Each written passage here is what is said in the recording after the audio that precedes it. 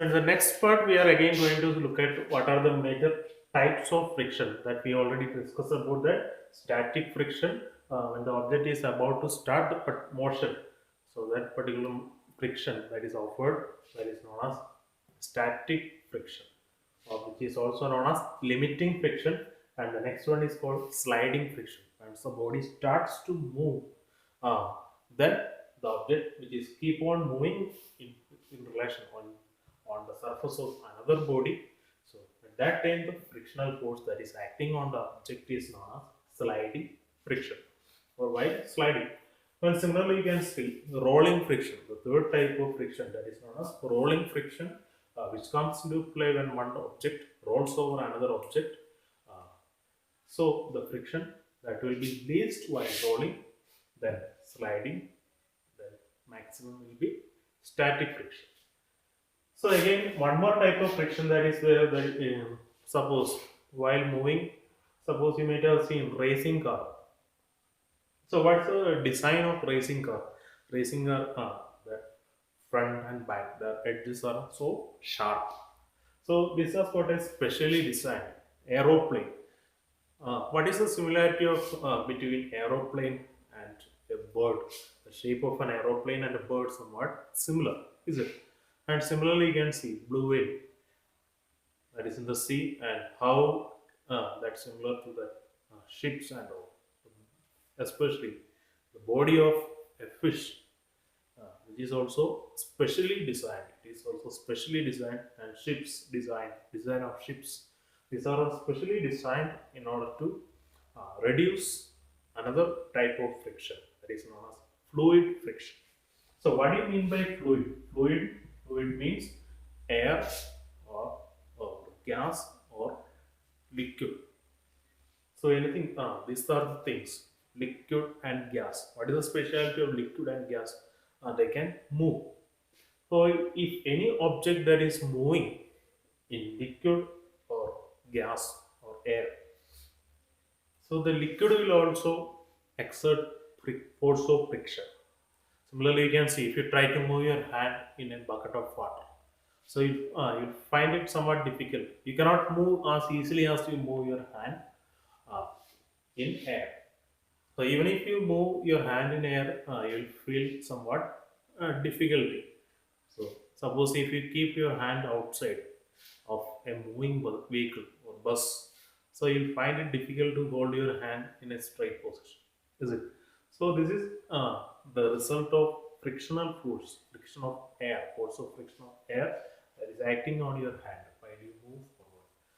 So, in order to reduce such friction, fluid friction, which is also known as drag, D-R-A-G, drag. In order to reduce this fluid friction, uh, the- these objects are specially designed. These objects are specially designed or streamlined. They have got streamlined shape. And similarly, you can see the boat, birds, fishes, and aeroplane, fighter jet, supersonic cruise missiles. So these are got different designs. Rockets design that is entirely different. So these are specially designed, and this particular uh, process is known as streamlining. So this is in order to reduce the frictional force offered by air and water. So that is another type of friction that is known as fluid friction, which is known as drag. And similarly, then when you look at the next topic, that are factors affecting the friction. So, what are the factors affecting the friction? So, at the first, when we discussed about how this friction arises, how it's the reason. So, friction arises as a result of the interlocking.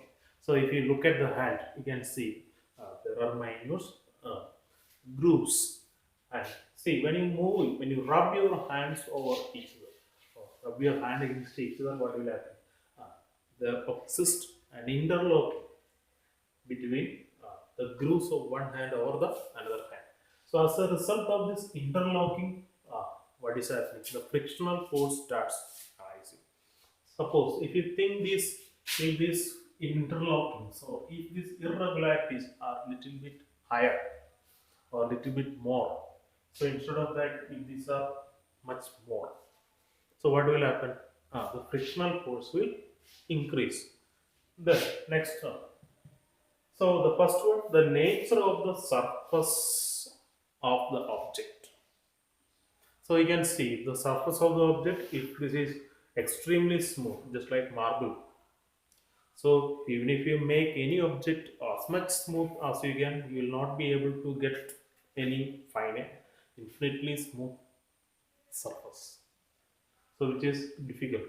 So that's why we cannot reduce friction to zero by any means, which is not possible. So here, uh, if you can smoothen the surface. You can smoothen the surface by applying oil or any particular chalk powder or these powders, etc. And in order to reduce the friction, but you cannot smoothen the surface in such a way that you cannot decrease or reduce the friction to zero.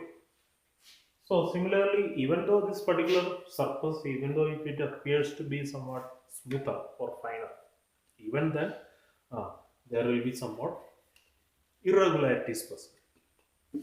So as more the irregularities, more will be the friction. As lesser the irregularities, lesser will be the frictional force. And similarly, second one, weight of the object. Suppose if you see, if you try to push or pull a heavy desk or heavy almari, so you won't be able to move it or just you what slide it over the floor. So the weight comes into play. Or if you just try to push an empty box over the floor, empty box you can easily move. With only only a single person. And suppose if the same alamari is filled with lot amount of cloth or something which is very heavy, books and so on. So at that time, two or three people will be required to move that particular almari. So here what is happening? The weight of the object. The weight of the object that is acting vertically downward. So the weight of the object is more. That means what? This interlocking. These interlocks will just be held very tightly. It will be get locked, and as a result, uh, it will be very difficult to move the object. That means you need to apply more force. So which means that frictional force is more. So these two are the factors that affect the frictional force. And similarly, in order to reduce the friction, our next topic is how to reduce the friction. In order to reduce the friction, we can use uh, lubricating substances. Solid lubricating substance like graphite and this talcum powders, etc. And similarly, uh, there are liquid lubricants like oil, grease, etc. And similarly, you can see in order to reduce friction, we are using ball bearings. Ball bearings are just based on the particular uh, principle rolling friction. Rolling friction is the least friction, which offers the least friction.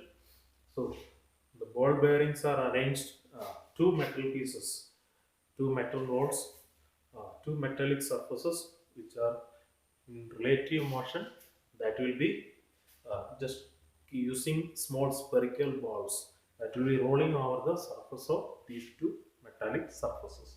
So as a result of this rolling, which will reduce the friction will be least, and so that we can move that particular object, moving engine parts or machine parts or vehicles, uh, tires.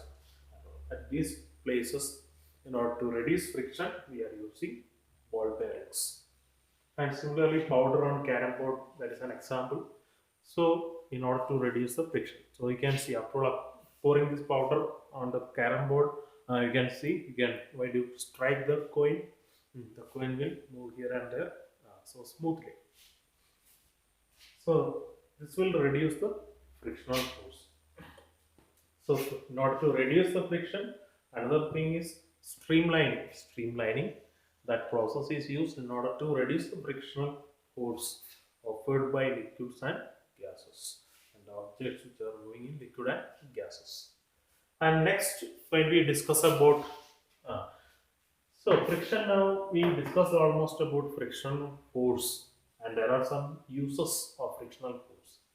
So you can see friction helps us to uh, walk on the floor, or suppose if you are cycling, suppose if any vehicle comes opposite to you, you need to apply brakes. So how this brake works? The shoe part of brake, the brake shoe that touches against the tire, remove the tire, and as a result you apply the brake, the vehicle will come to stop. And similarly, it helps to write or to light matchsticks. These are some of the uses. You are able to walk over the floor. On the floor, as a result of there exists friction. And similarly, there are some harms. Friction, we cannot say that it is always helpful. There are some harms. It causes wear and tear in machine parts, moving machine parts, or even your shoes. In your shoes, after using it for running shoes, or, or normal chappals. After all using for many days or many months, what will happen? It will start wearing and tearing. Or similarly, tires of vehicle that will also get punctured or what, it will wear and tear after long use. And next one, the retards motion.